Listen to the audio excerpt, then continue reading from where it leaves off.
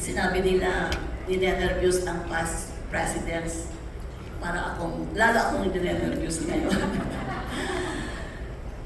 Esteemed Rotarians, distinguished guests, friends, and all others in attendance, good evening. It's often said that the most credible introductions come not from the family, but from friends, colleagues, and mentors. Those who see us from a respectful distance, and with those words are untarnished by parental pride. Admittedly, I stand here tonight with a measure of hesitation, knowing that introducing one's own daughter can easily be seen as a delicate affair. After all, delicadeza, as we Filipinos value so deeply, dictates the praise is best given by others. But, as with many things in life, Rotary service included, sometimes duty calls, and we simply have to heed the request, no matter how daunting and humbling it may be. And so, though I am cautious not to sound unduly proud, I will do my best with all humility to introduce tonight's pianary for induction. My eldest daughter, Rhea Tan, whom we affectionately refer to as Yang, was a true achiever in school, winning debate and extemporaneous competitions. She spoke clearly and from her heart. She engaged by speaking in front of the public. She was good at it. Aside from being a consistent honor student, Rhea was obedient at home and always kind to us.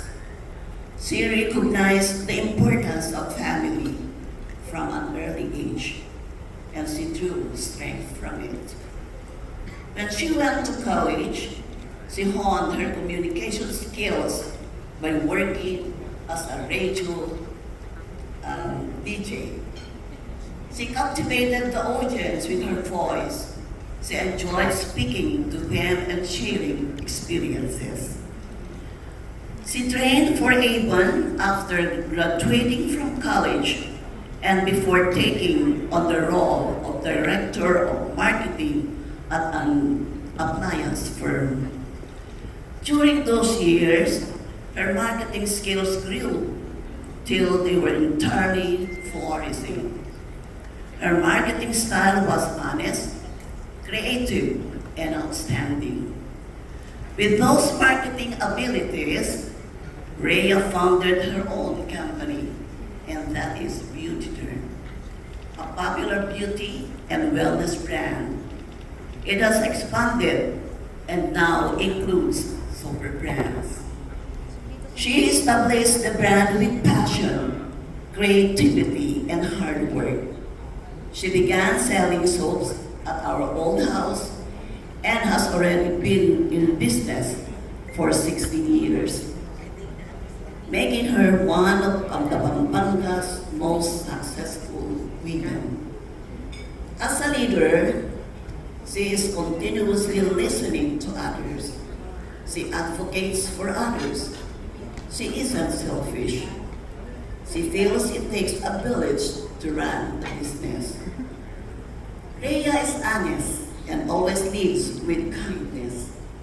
I am confident that as president of the Rotary Club of Balibago, she will prioritize what is best for the community and advocate the important causes.